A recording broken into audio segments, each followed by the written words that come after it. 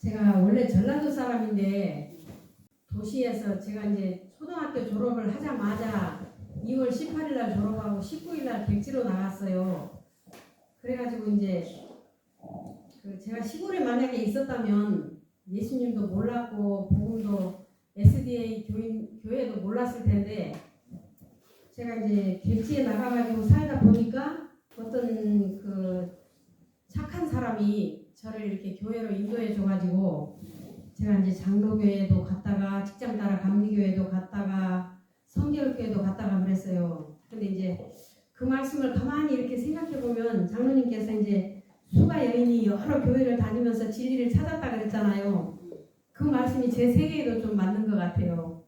그래가지고 저는 그것들이 다 그런 교회들이 진리인 줄 알고 다녔는데 나중에 이제 문서전도를 통해서 이제 예수님을 안식일교회를 알게 됐는데 제가 그렇게 안식일교회 목사님을 만남으로 해서 개종도 하고 또 제가 꿈에도 그리던 중학교도 가게 됐어요. 초등학교 졸업하고 4년 동안 이제 돈 벌어갖고 학교 간다는 일념으로 이제 제가 객지에 나가가지고 그렇게 돈을 벌었는데 4년 동안 버는 게 25만 원이었어요. 그래가지고 그 돈을 이제 저희 중학교 영어 선생님이 저를 어여삐 봐주셔서 내가 그 돈을 이자를 놔줄 테니까 그 돈을 이리 주라 그래가지고 25만 원을 드렸더니 한 달에 이자를 10,000원씩 주시더라고요. 25만 원에 10,000원짜리가 어디 있어요. 나중에 지나놓고 생각해 보니까 그분이 그 돈을 맡아갖고 계시면서 저를 도와주신 거였어요. 언젠가 한번 만나면 제가 절을 하려고 그래요. 근데 어디 계신지 알 수도 없고 그래. 한 40년이 지나가지고. 그래가지고 이제 안식일교회를 다니다 보니까 이제 제가 이제 중학교를 다니고 또 고등학교도 조금 다니다가 이제 여의치 않아서 이제 못 다니고 근데 항상 꿈이 있었어요. 계속 공부하는 게 꿈이어가지고 그냥 이렇게 자다가도 이렇게 꿈을 꾸면은 학교에서 공부하는 꿈을 많이 꿨어요. 그랬는데 결국은 공부를 못하고 그냥 이렇게 포기가 됐는데 이제 안식일교회를 다니다 보니까 한 번은 이제 진리를 전하는 사람들은 그냥 이제 교단을 치는 것이 아니라 이 교단에서 자꾸 이렇게 좀 못하게 해요. 시골생활 기별을 외치고 그러면은 시골로 나가면 도시전도는 누가 하느냐 그러면서 이렇게 못하게 하고 그러거든요. 근데 이제 제가 시골생활에 대한 기별을 듣고 이제 시골로 이제 그분이 또 제게 이제 교회를 다니다 보면 늘 중매쟁이들이 있잖아요. 이렇게 나이 든 사람만 보면은 시집가라, 장가가라 이래가지고 이제 중매를 하게 되잖아요. 그래서 이제 난 자유롭게 살고 싶어갖고 그것도 이기심이겠죠. 자유롭게 살고 싶어서 난 시집 안 간다고 그랬었는데 그거는 욕심이고 그냥 감정이고 그거는 공인된 거짓말이다. 그냥 한번 만나보기만 해라 이래가지고 그 당시에 그 무렵에 이제 또 목사님 조카를 또 이렇게 같이 이제 막 안식일 오면은 전도지를 한 가방 넣고 전도지 막 전철에 뿌리고 그러면서 다니고 있었거든요. 근데 이제 목사님이 그걸 보시고는 아무래도 좀 이렇게 뛰어놓든지 결혼을 시키든지 그래야 되겠다는 생각이 들었나 봐요. 그래가지고 자기 조카를 얘기를 하더라고요. 그랬는데 좀 단점만 막 잔뜩 얘기를 하는 거예요. 뭐 성격은 이렇고 막 이런 면도 있고 저런 면도 있고 하면서 그래서 제가 망설이고 있었어요. 굉장히 망설이고 있었는데 다른 분이 선을 안 보면 안 될 상황을 자꾸 얘기를 하면서 선을 보라고 자꾸 끌어당기는 거예요. 그래서 그냥 제가 한마디 툭 내뱉은 게 저는 목사님이 말씀해 주신 사람을 생각하고 있어요. 그랬더니 그 사람이 당장 목사님한테 쫓아가고 최양은 뭐 김승수 씨만 생각하고 있던데요. 뭐 이래가지고 그 목사님이 제 마음은 물어보지도 않고 당장 가서 결혼날짜 잡아오라 그래가지고 90이 다 된 그 시할아버지하고 외할아버지하고 친정에 가서 이제 결혼 날짜를 이렇게 받아갖고 오게 되고 그랬는데 자우지간 만난 지 한 달 만에 결혼식 올린 사람은 저밖에 없을 거예요. 그래가지고 결혼을 하게 됐는데 그게 또 하나님의 섭리였어요. 그 사람이 아니었으면 또 시골 생활 갈 수도 없었을 것이고 제가 또 도시에 갔다면은 이렇게 최진기 장로님을 만나지도 못했을 것이고 그래서 이제 인제군에 가서 살게 됐었는데 또 인제군에 그 너무 산이 깊고 사람은 몇 명 안 살고 그러니까 거기 또 훈련장이 들어오게 됐어요. 그래가지고 그냥 해마다 돌 주워내고 갖고는 땅을 다 버리고 또 할 수 없이 양구군으로 이사를 가게 만드셨어요. 그래서 제가 가만히 세월이 지난 다음에 생각해보니까 제가 양구군으로 아무 연고도 없는데 왜 갔겠어요. 그 씨부르기 단장님을 만나기 위해서 하나님께서 글을 보내주신 것 같아요. 근데 단장님 얘기도 가만히 들어보니까 어떤 사람이 할 수 없이 땅을 사게 만들어가지고 또 거기 이렇게 왔다 갔다 하시게 되더라고요. 그래가지고 이제 화요일 저녁, 금요일 저녁 이제 예배를 드리러 오시는데 보니까 보통 사람하고 달라요. 기도도 너무 깊이 있게 하시고 막 목소리도 너무 좋고 찬양도 엄청 잘하시고. 그래서 저는 이제 가방끈이 짧아가지고 저는 노래를 배운 적도 없고 그래갖고 그냥 이렇게 녹음 테이프에서 나오면은 나도 저렇게 노래를 잘했으면 얼마나 좋을까. 그리고서 이제 막 따라 부르고 하다 보니까 이제 조금 목소리도 커지고 막 그래가지고 이제 노래를 이제 조금 하게 됐어요.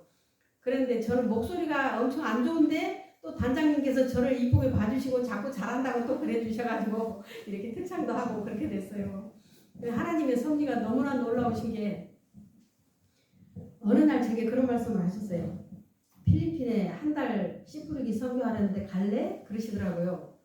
그래서 한 달씩이나요? 그랬더니 뭐 생각해보고 가려면 가고 말라면 말라는 말씀을 잘 하시잖아요. 근데 제가 가야 되겠다는 생각이 들더라고요. 그 전에도 이제 하나님께서 저를 단기 선교로 여러 번 이제 캄보디아나 인도네시아나 필리핀이나 여러 번 이렇게 선교를 일주일씩 열흘씩 보내셨는데 그게 씨부르기 선교를 가게 하시기 위한 훈련이셨던 거예요. 지나는 거 보니까. 그래가지고 이제 가게 됐는데 저는 이제 그 많은 사람들한테 전도지 수만장을 뿌려가지고 그들을 옳은 대로 이렇게 예수님을 알게 하면 좋겠다 하는 생각으로 갔어요. 그랬는데 가고 보니까 결국은 제가 사는 길이었더라고요. 예수님께서 그 선교 현장에 함께 하실 것이고 씨 뿌리는 현장에 예수님께서 계실 것이고 그들과 혼인하실 것이고 그들에게 예수님 자신을 주시겠다고 그 자아만 없어지게 하라. 내 자신만 비워드리라. 그러면 예수님께서 들어오시겠다고 그런 말씀을 이렇게 자꾸 들으면서 이게 내가 살 길이구나. 이건 남을 살리는 것이 아니라 내가 살 길이구나 하는 것을 깨닫게 됐어요. 그래가지고 그 시대 소망에도 보면은 자아 희생의 법칙은 자아 보존의 법칙이다 하는 말씀이 있잖아요. 그래서 선교하는 것이 나를 버리는 것이고 나를 죽이는 것이 내 보존의 법칙이구나 하는 것을 깨달았어요.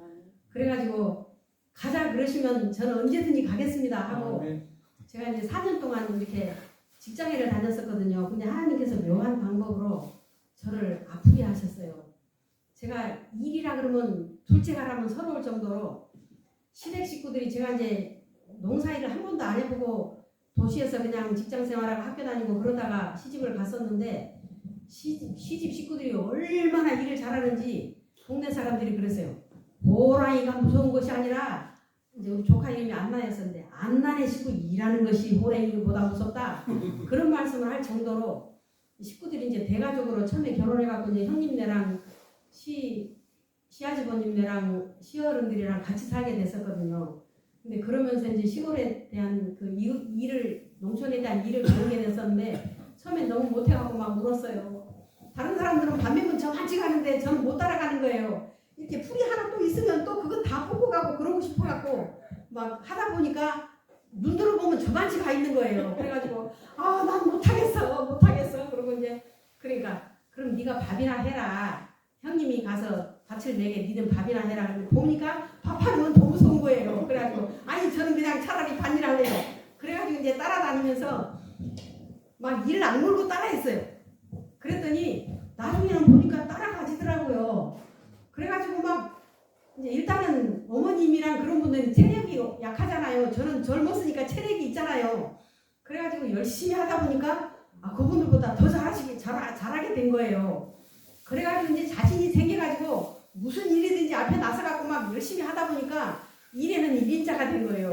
그래가지고 저희 동네 양구군에서 이제 사람들이 이렇게 사람을 많이 이렇게 일꾼들을 불러갖고 쓰는데 저를 차지하기 위한 쟁탈전이 벌어질 정도로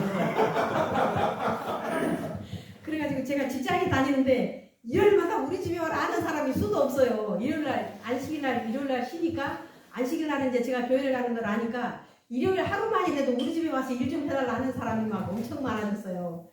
그랬는데 일에 대해서는 자신이 있었고 힘도 있었고 아주 무서운 게 없었거든요. 근데 이제 제가 그 농사를 하다 보니까 저희 남편이 농사를 하다 보니까는 자꾸 빚이 지는 거예요.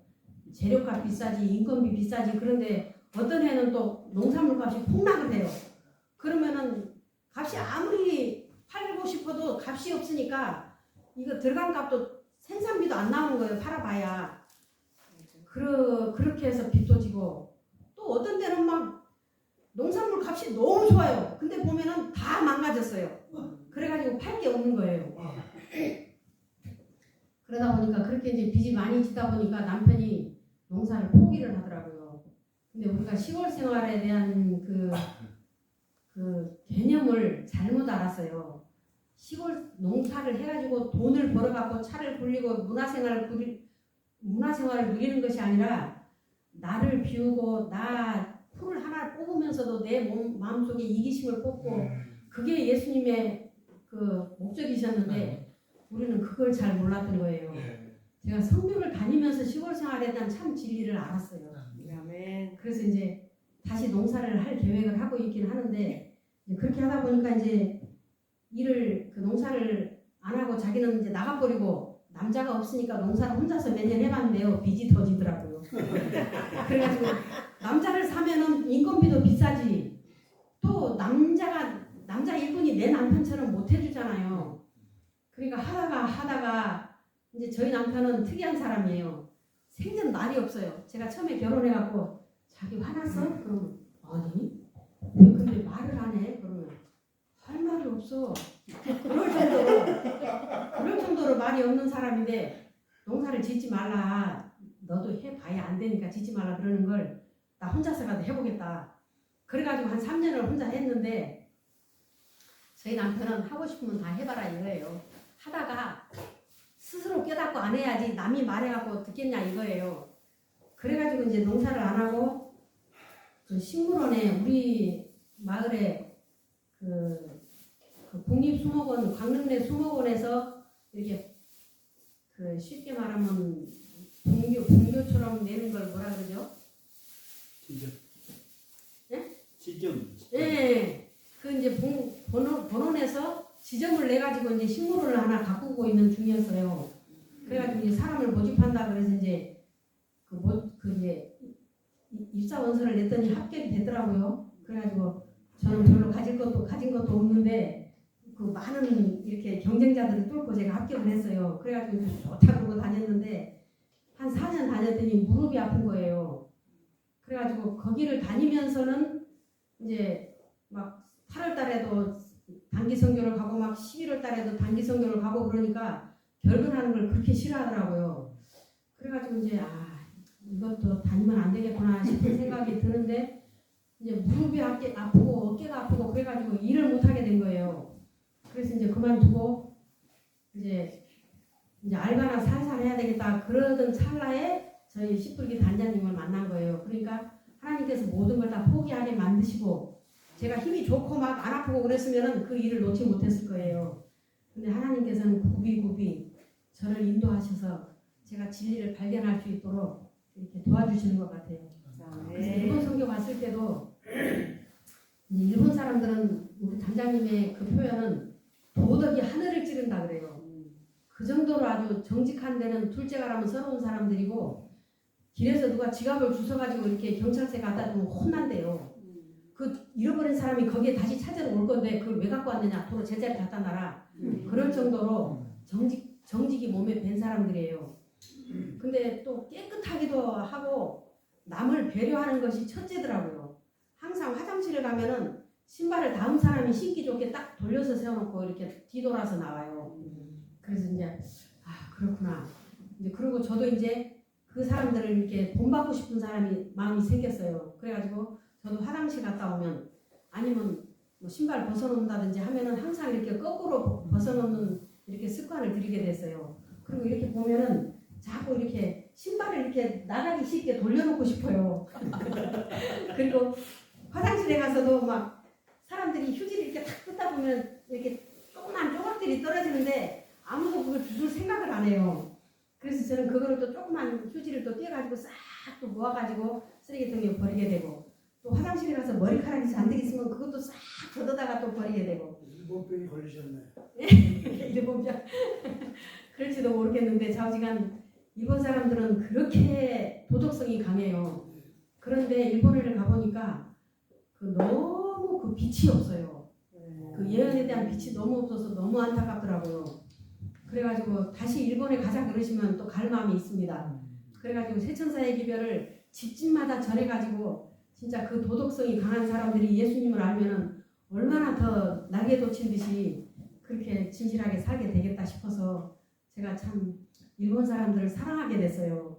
근데 일본에서 또 그 한국에서 시집을 간 사람이 하나 있었는데 또 굉장히 순수한 사람, 열정적인 사람을 또 하나 만나게 해주셨어요. 그래가지고 같이 이제 씨 뿌리기에 가담을 해갖고 씨 뿌리기를 하고 그랬었는데 그 하나님께서 그런 사람도 만나게 해주시더라고요. 그래서 또 개인적으로 또 카톡도 이렇게 주고받고 하게 되는데 그 일본의 세천사의 기별이 빨리 들어가고 각 시대의 대쟁투 그 소책자가 빨리 들어갔으면 얼마나 좋을까 하는 열망이 제 가슴 속에 막 불타오르게 됐어요.